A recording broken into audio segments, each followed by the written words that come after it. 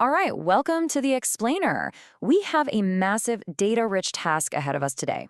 We are going to be distilling a sweeping 70-page December 2025 government update down into four crucial, interconnected themes that are really defining India's current national trajectory.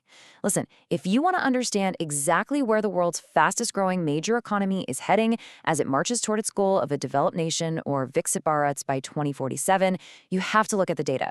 But we aren't just going to rattle off dry statistics today. We are going to build a clear, structured picture of how manufacturing, energy, rural development, and global influence are all locking together like a giant puzzle. So let's get right into it. Okay, let's dive into this. To make sense of this massive update, we've structured our roadmap around four key pillars today. First up, trade and economic milestones. Second, transforming the energy sector. Third, rural and grassroots empowerment. And finally, we'll wrap up with tech, health, and soft power. Section 1, trade and economic milestones, scaling global heights. The macroeconomic picture here shows that the country isn't just looking inward anymore. It is aggressively repositioning itself in the global supply chain, and the momentum is seriously impressive. To immediately establish the scale of India's manufacturing push, just consider this number, 35,657 crore rupees. That is the massive investment achieved under the Production-Linked Incentive, or PLI, scheme for the auto and auto component sector as of the end of 2025. It's a staggering figure. But you know what? It's not just pledged money sitting on a spreadsheet. The engine is literally running. The government has already disbursed 2,321.94 crore rupees in actual incentives. What this means on the ground is over 48,000 new jobs created and massive incremental sales. And it's heavily focused on the future, specifically incentivizing electric two-wheelers, three-wheelers, and commercial vehicles. It's a very clear signal that the domestic manufacturing base is scaling up rapidly to meet both local and global demand. And this brilliantly illustrates how domestic manufacturing is being strategically paired with global market access. We're seeing this through two newly finalized major trade agreements. First, you have the Oman Comprehensive Economic Partnership Agreement. This provides Indian goods with nearly universal duty-free access, effectively acting as a critical gateway into the wider Middle Eastern markets. Then, on the other side, the Free Trade Agreement with New Zealand is an absolute landmark deal. It's actually one of the fastest ever concluded with a developed country. It guarantees 100% zero-duty tariff lines for Indian exports, meaning things like textiles, leather, and engineering goods enter completely duty-free. Plus, it establishes a future-ready framework for skills mobility, opening huge doors for Indian professionals and students. So India is aggressively locking in deals that benefit its physical exports as well as its human capital. So what do these deals actually look like on paper? Well, if we check out the November 2025 numbers, total exports hit an estimated $73.99 billion. That is a very impressive 15.5% growth year over year.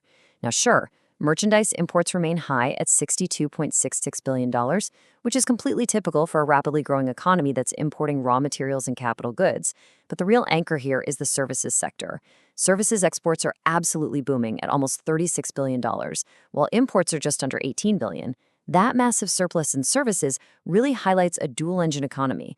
You've got this rapidly expanding engineering and electronics manufacturing sector, beautifully balanced by an absolute juggernaut of a services sector. Moving on to Section 2, transforming the energy sector, powering the future.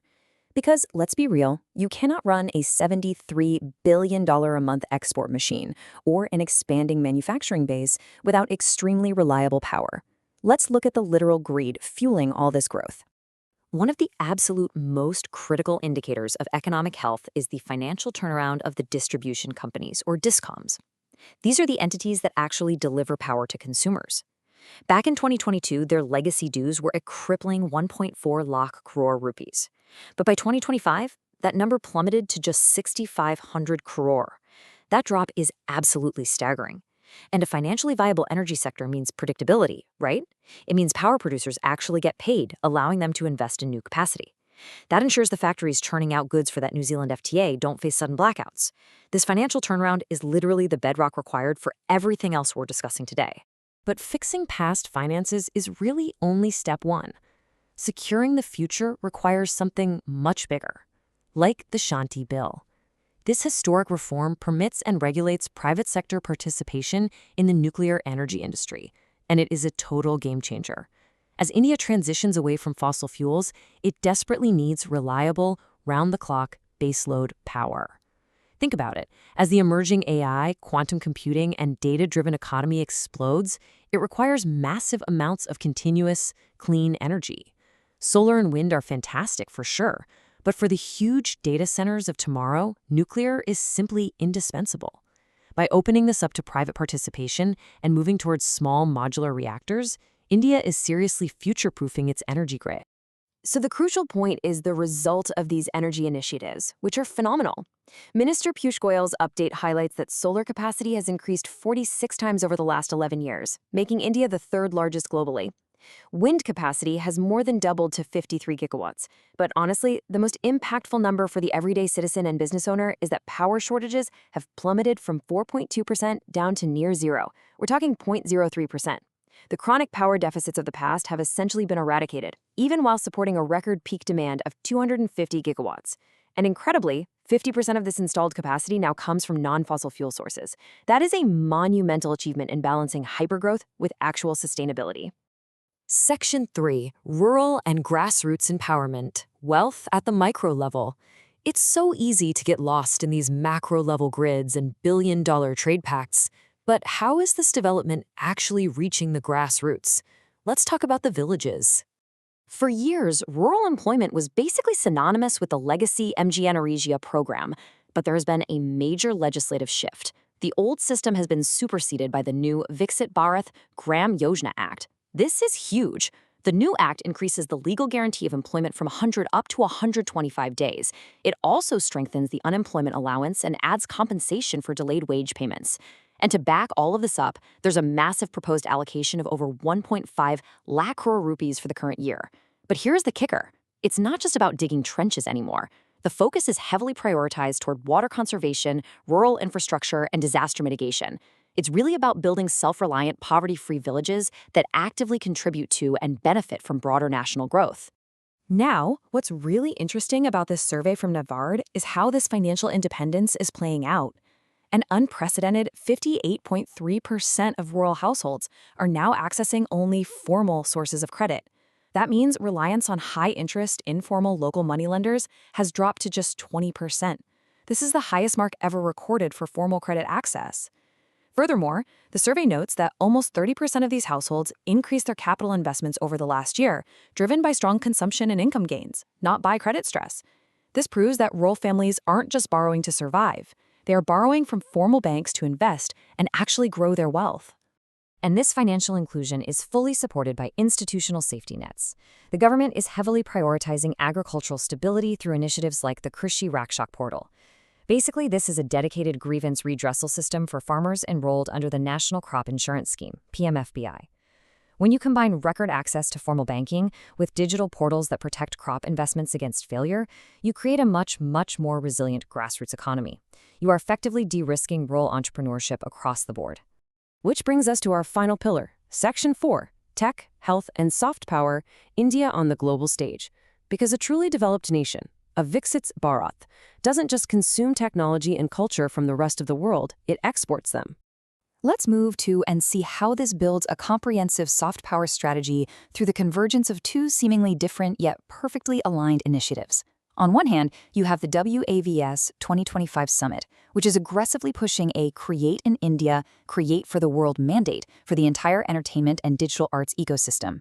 And running right alongside that, you have the WHO Global Summit on Traditional Medicine held in New Delhi. One drives digital media dominance, the other drives global health leadership. Together, they represent India really defining global standards in both the modern digital economy and traditional global well-being. And the sheer scale here is immense. The WAVE Summit pulled in over 100,000 attendees from 90 different countries, anchoring India's goal to build a $100 billion creator economy by 2030. Meanwhile, hosting the second WHO Global Summit totally cements India's guiding role in integrating traditional medicine into primary healthcare worldwide. Oh, and India has also filed official UNESCO Intangible Cultural Heritage nominations for major festivals like Chhat Mahaparva and Diwali. Plus, through the PM Yuva 3.0 program, the government is actively nurturing and publishing young authors in 22 languages, specifically to export Indian literature and thought to the world. It's clear, India is exporting its culture, its creators, and its traditional knowledge just as effectively as its merchandise. So what does this all mean? We've traced the data from sweeping trade agreements in New Zealand and Oman through the incredible financial rescue of the energy grid and the embrace of nuclear power, down to the formalization of rural credit, and all the way out to global creator economies and health summits. It is a highly coordinated multi-sector push. So my question to you to wrap this up is this. From billion-dollar trade pacts to grassroots village reforms, how will your industry and your specific role within it adapt to leverage India's aggressive march toward Viksit Bharat 2047? The roadmap is very clearly laid out in the data. The next move is yours. Thank you for joining me for this explainer. Keep analyzing the data and stay curious.